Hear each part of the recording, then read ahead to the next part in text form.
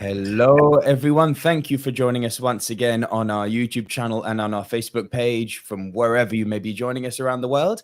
Thank you, everyone who joined us on Sunday for our massive Community Day initiative. I'm happy to be joined today once again. He's a busy man, but he always seems to have time for content, which is a wonderful thing. I'm joined by GUE President Jarrod Jablonski, who's here to talk to us about one of his babies. And I don't mean human babies, I mean business babies. Jarrod, welcome to the show.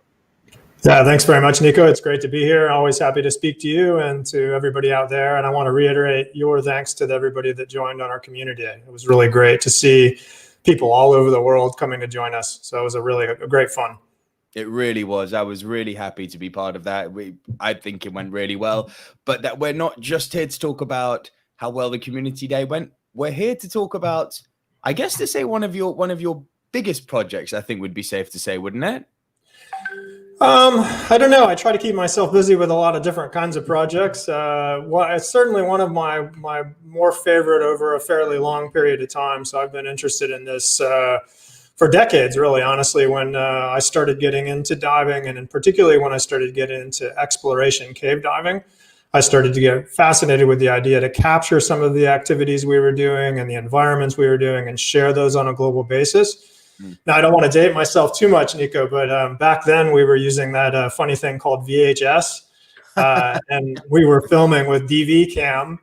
So we were taking about a bread loaf sized camera and trying to integrate that into a DPV scooter, which back in those days were the big massive tubes, so much more difficult to maneuver around. And then we were dragging those around using halogen lighting, so massive batteries. And but back then, even still, I saw the response people would get from seeing such cool environments, and also some of the stuff we would do with sharing some of the equipment configurations and concepts that we were developing. We would put those out on VHS tapes and distribute those from my first dive shop, Extreme Exposure, back in the mid to late 1990s. We were distributing those around the world.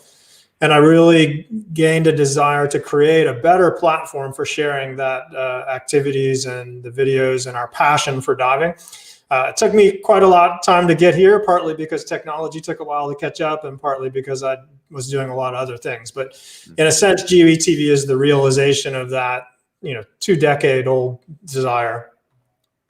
It's really fascinating to hear that, because obviously you've been diving so much longer than I have.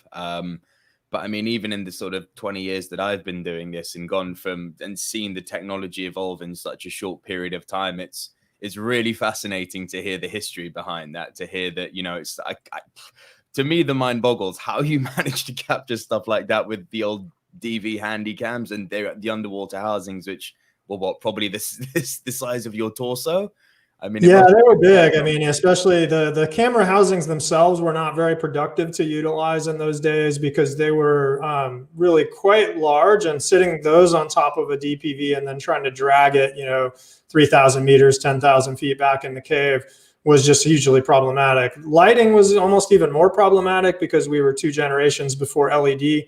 So everybody was using halogen, which sucked down battery and got hot quick. So you could get maybe an hour of footage between the DV cam tape and the halogen lighting. So when you're trying to, capture something, a part of a sort of 20-hour dive, it was challenging, but fun. Yeah, I can imagine. Serious planning must have gone into that. But here was me when I started out with big old rigs, but I mean, they probably pale in size compared to the ones you guys were using. I guess it depends a bit. In fairness, nowadays people can still use a pretty big camera housing, obviously. So it depends where you're going. But the SLR transition has really helped remediate that considerably. So the quality that I can shoot now with a little handheld, Nikon or Canon camera is really just breathtaking. And we're finally actually getting around to better lux ratings in terms of the ambient lighting allowance. And in that regard, it's pretty funny that even the old VX 2000 and I think it was the TRV 900 were the 2 early DV tapes. They actually had a really good lux rating, funny enough. And even though technology improved dramatically, it's taken us quite a while to get around to the point where we can have as much light sensitivity. But we're finally there. And now what we want to do is see GUE TV realize that ongoing ambition with much better quality, much easier access, And so that's sort of been the launch plan we've had for the last several years, is to really just radically grow the access and the content, the quality content on that platform to make it easy for everyone. Yeah, I mean, look, there's no doubt that you and me, as passionate divers that we are, could probably talk ad nauseum about the evolution of technology in underwater photography and videography. But I'll focus the conversation for you a bit here. Obviously, we're definitely specifically here to talk about GUE TV. If you're okay with it, there's just, I guess I'm almost going to play the Curious Joe character for you here, because I want to make sure that I understand and the audience understands everything that's behind GUE TV, you know, its inception, its purpose, what we're aiming for. So, I mean, what would you say the main focus is for GUE TV? Well, we're very clearly focused on diving. So it's all about the diving for us. We really, you know, we will certainly present and display aspects that are tangential to diving. So for example, things like equipment and things like technique, and even in some cases, things like fitness that's oriented around maintaining an efficient capacity to dive. But those are sort of a, you know, means to an ends that revolve around the diving activity. So an enabler of sorts. So we're showing everything broadly spectrum, from diving documentaries to diving equipment configuration to choosing different kinds of equipment to exploration activities to conservation initiatives. So the full spectrum of things that revolve around diving activity is really our very targeted focus. Okay, so I mean, in terms of the actual content you can find on there, would you say that there's pretty much a broad spectrum? And tell me a little bit about the sort of subscriber basis that we have for GUE TV. Yeah, so I mean, if we let's see, maybe your viewers would be interested in some idea of a couple examples. So I was thinking, if we take something like equipment, we'll cover a big spectrum. So we have entry-level recreational activities, so everything, some basic like how to assemble your scuba tank and how to transport equipment, things like shooting SMBs. But then we'll move on to a variety of rebreather discussions. We have things on physiology for CO2, DCI. Things like managing cave guidelines, how to manage the reel, how to dive in high flow, things about side mount type diving configurations. And then, we can move to skills. And again, we can back up and we have things, rudimentary about basic buoyancy techniques. So new divers or, beginning divers, or even frankly, experienced divers looking to refine would find interesting personalized decompression information, photogrammetry activities, so ways to better realize documentation in a dive, simple things like backup mask exchange, so carrying a backup mask, failures with primary lights, that spectrum of activity going throughout, including scientific diving, archaeology. We have interesting presentations on things like heart rate variability and how that might be used as a metric to monitor decompression efficacy or efficiency or safety. Tons of stuff from a historical perspective. So some of the things you and I started the conversation about, and I can get on a tangent for a long time about all those exploration activities, but things going back more than 20 years, are posted up on a semi-regular basis. And then location-wise, everything, Mexico, France, Brazil, Croatia, Solomon Islands, Adriatic, Sardinia, Germany, all over the world.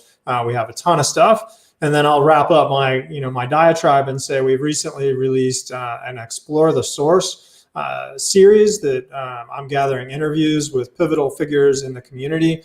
Where talk about everything from CO2 and rebreathers on into physiology. So I've got interviews slated with Simon Mitchell, where we're going to go through some detailed range of subjects on physiology and decompression. I'll be talking with George Irvin, who's a name that's familiar to some people. I think either this week or next, we're ironing out a date.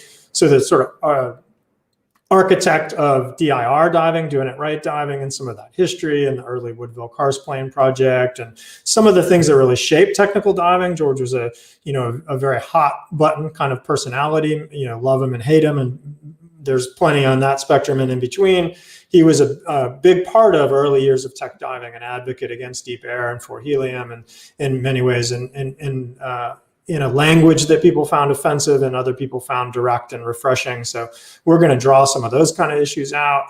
We plan to talk to, early figures like Dick Long and a number of physiologists. And so we've got a long slate of people coming up that we plan to talk to. So we got a bunch of neat stuff going on and endless plans.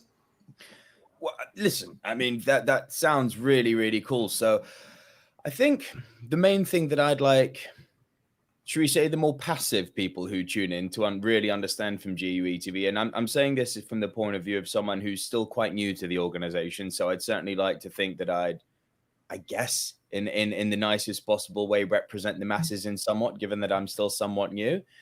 From what I've seen on GUE TV, there really is something on there for everyone. So it doesn't matter how, I guess, techie and geeky you are and you want to, hear from the industry experts, or if you just want to see really high production quality diving videos, there's really something there for everyone on GUE TV. So that's something I'd just like to share that I've come across. But yeah, I'm happy to feel that way. And we're trying hard to realize that dream for sure. We've got a lot of people creating content across that spectrum.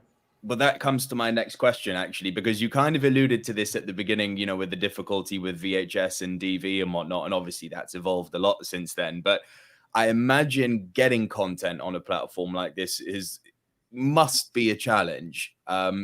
So tell me about that challenge. How successful have you been in assembling content for what you need?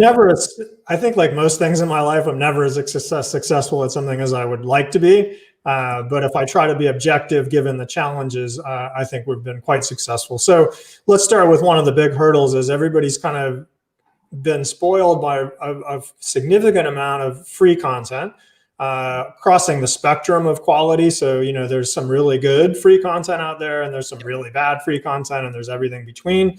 But nonetheless, people are pretty spoiled to cheap or free content. And, one of the most common examples that I see people reference is Netflix. Like, why is it, I have to pay more for GUE TV than Netflix and I get all this access to amazing content? Absolutely. But Netflix's audience is essentially the world, so almost everyone in the world is motivated to watch a movie at some point. Correct. And that's a big difference, which I want to come back to in a second. But on the other side, perhaps even more compellingly, people don't realize that as a business model, Netflix only has survived and will likely continue to survive in the near future because they're a public company.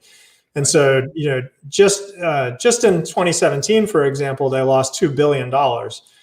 So people, they're $9.95, $19.95, whatever promo they're running, but the cost to that is billions of dollars in lost revenue, which they can only afford because people are buying on the hope that they're going to be able to get dividends from that. So that's a company in business since 1997, about the similar time that I kind of started my adventures. And now in 2017, the last I happen to notice data for, they lost $2 billion. So we can't afford to lose huge amounts of money. We're a nonprofit organization, which I think bears some mention as well. So whatever profit is made is really just invested into the nonprofit mission, organizationally deriving more content and more information. And on the other side, we really need to try to create a platform where content creators can get some value from the content they create. If we fail to do that in this ecosystem that we currently have, we're either going to only be watching endless ads and be pimped to 24/7, or we're going to ultimately not have any decent content. I mean, even the most socialist in our community must understand that somebody has to get some benefit. I recognize that, especially as younger people, and fair enough, capitalism hasn't been very kind to many of them, in the current crisis that we've been experiencing. But there has to be some value for content creators. So our goal is really to create a platform that starts out at a fair basis and slowly grows to the point where we can really pay more to content creators to get good quality content. And that's a slow process for sure. Now, we are looking at some tiered pricing structures. So, as we gathered more content, we were looking at, developing a 2 or 3 tiered pricing strata to allow people to come in a bit better price point or a bit more attractive price point. We're also looking at adding some features like coaching into the platform so that people can sort of differentiate based on the sensitivity that they're at in terms of how sensitive they are to spending that money.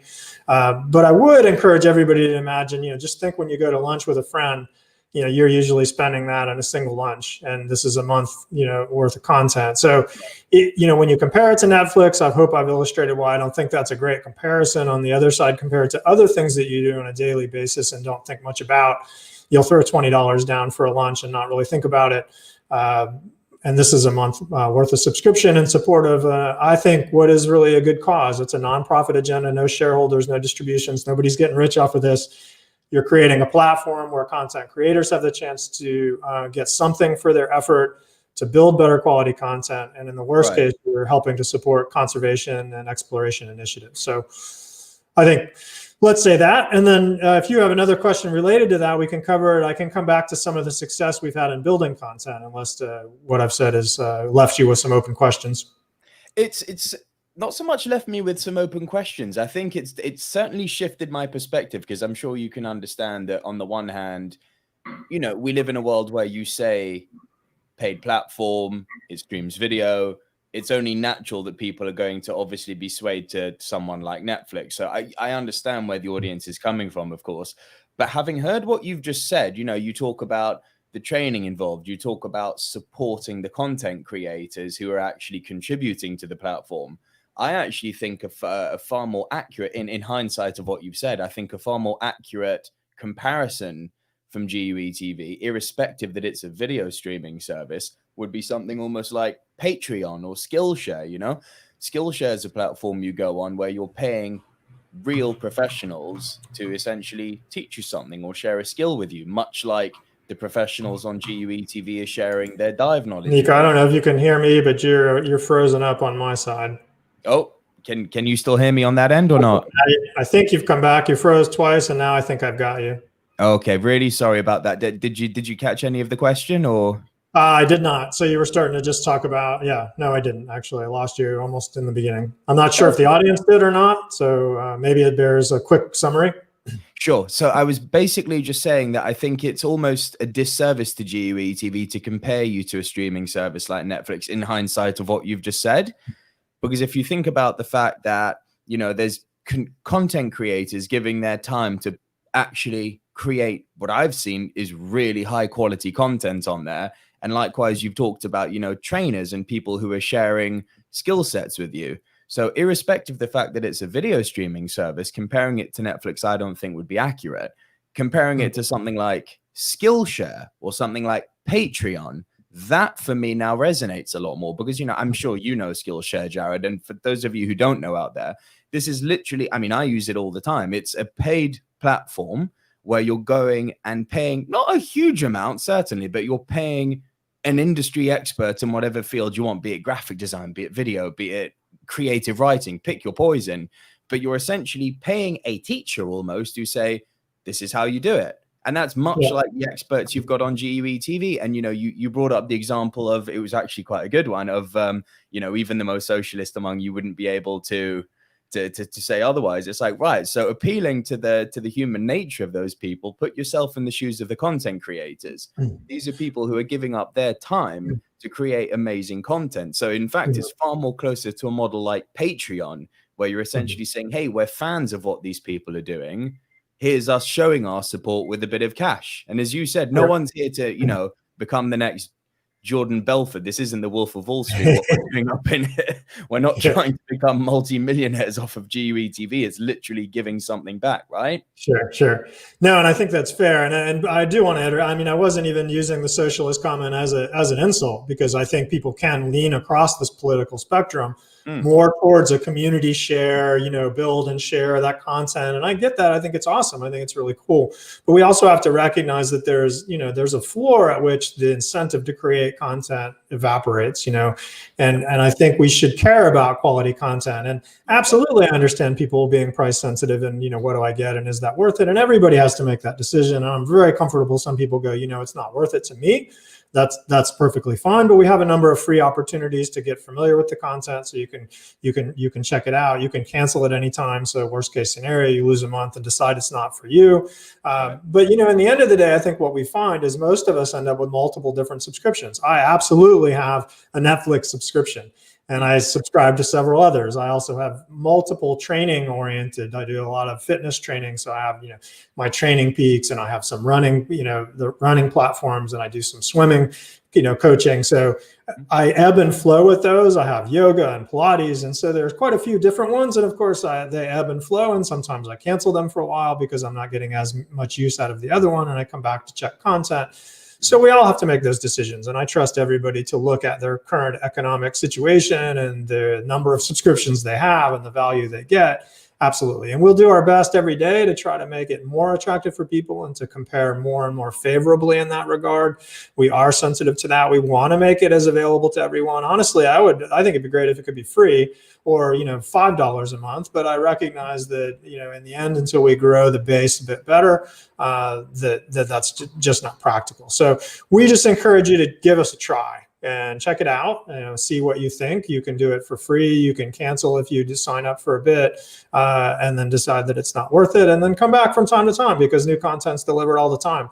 We've got tons of interviews, tons of new products coming out, new productions always in queue. So sign up for a bit, watch for a few months, then say, okay, I'm going to back out for a while and then come back again. So really the chance at it is mostly what I'm looking for.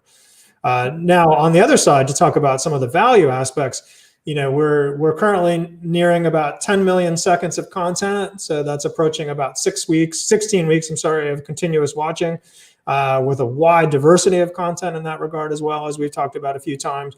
So I think, the relatively nominal sum of a monthly subscription to have access to that and filter through it and decide if it's worth it to you, I think it makes sense. It doesn't mean you have to stop looking at free stuff. For sure, there's a lot of good stuff on YouTube and everywhere. We're trying to, through Nico's great support, we're trying to put some more good free stuff up as well, and we'll continue to do that.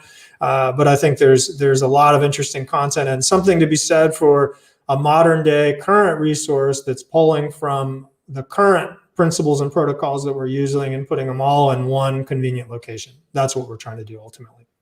Right. Well, and so you've kind of touched on something interesting there, because we've touched on the Netflix model and how we differ from that essentially. What would you say to people who would question, like, well, you've got a YouTube channel, why is the content not just being put on there? We've kind of alluded to this already, but I think it should be really clear to our audience why we have both GUE TV and why we have a YouTube channel.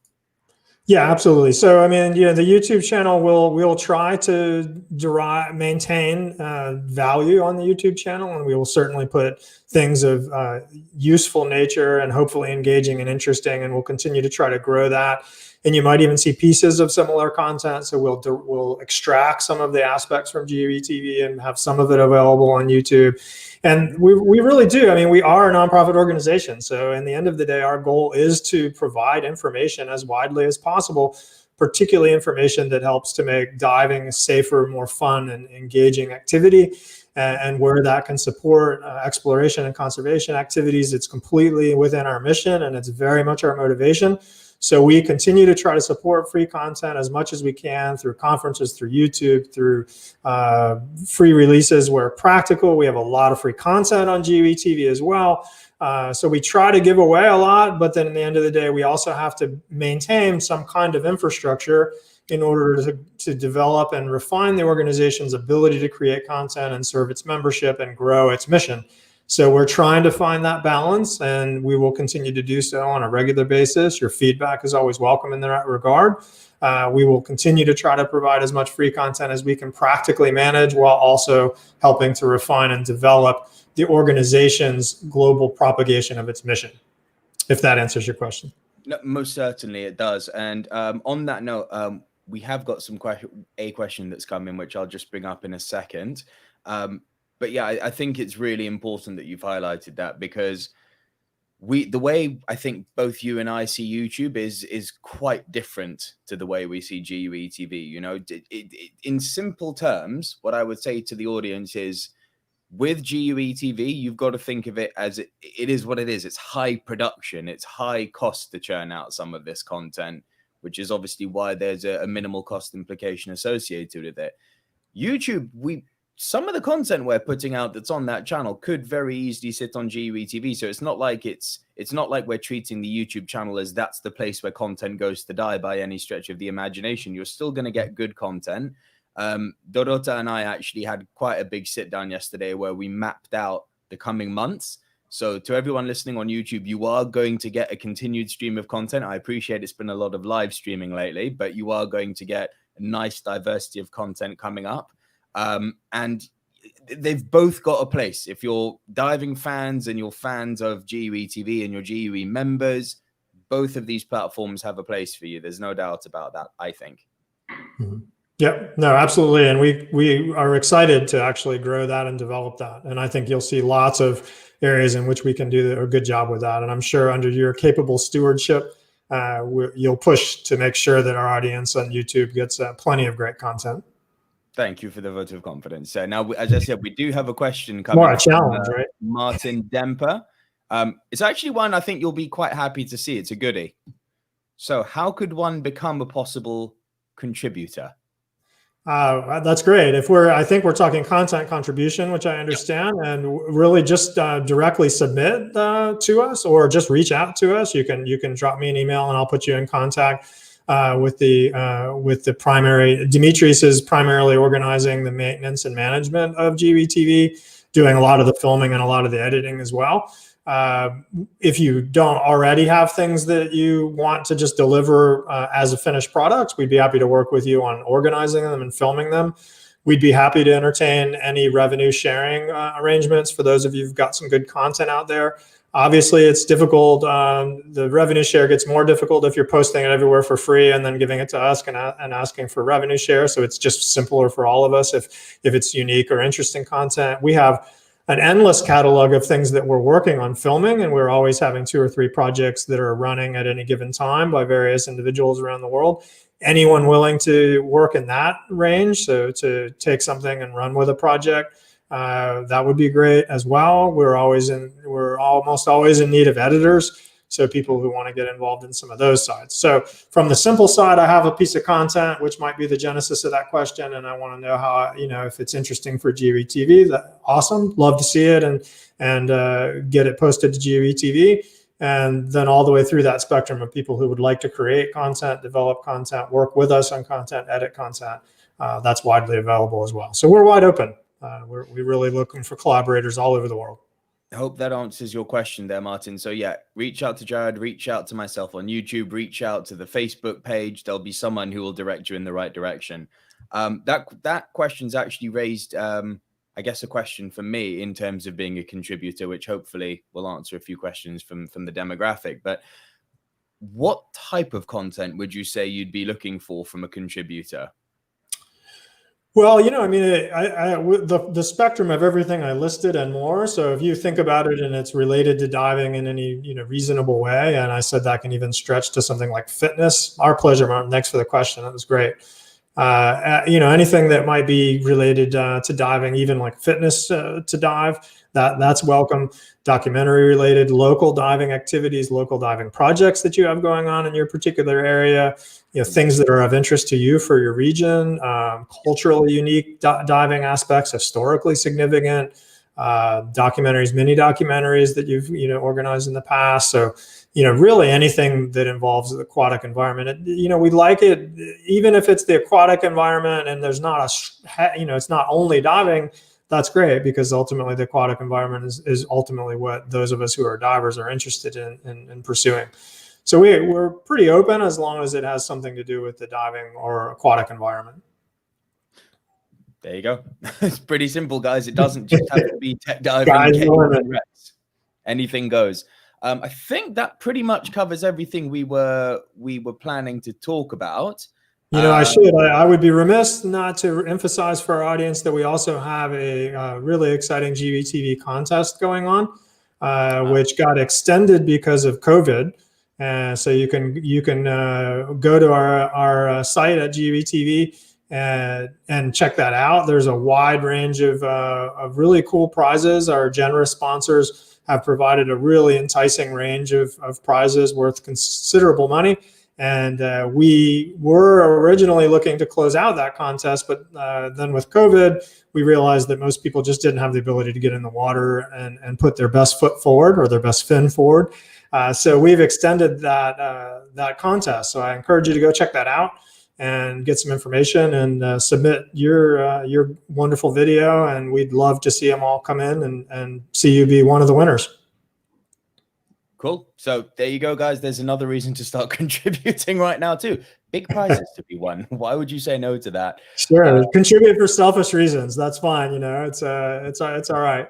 We can share and be generous while being selfish at the same time. There you go. Kill two birds with one stone, as they say. Look, Jarrod, I know you're super, super busy, so I'm not going to keep you any longer. I thank you very much for joining the channel and the Facebook page as always. For everyone who's tuned in, I know it's early in some parts of the world, so appreciate everyone who's joined us live. Please, if you are on the Facebook page, make sure give it a like. Likewise, if you're on YouTube, please give this video a like. Don't be afraid to leave comments. Even after the stream's ended, the videos do get played on playback. We do monitor the comments. If you're new to the channel, please, as well as hitting that subscribe button, hit that notification bell so you know exactly when our next piece of content is coming out. Spoiler alert, we're aiming to, as of next month, we're aiming to start rolling content out pretty much on a regular basis every single Monday. So you've got that to look forward to. Jarrod, is there anything else you'd like to add before we part? Just a sincere thanks to everybody who's interested, tuned in. We have a lot of amazing supporters all around the world for both GUE and GUE TV. And I'll just reiterate our strong and motivated desire to grow the organization responsibly in a nonprofit arena and really do the industry a positive service. There really isn't anybody getting rich off of this. It's all turned right back into the organization.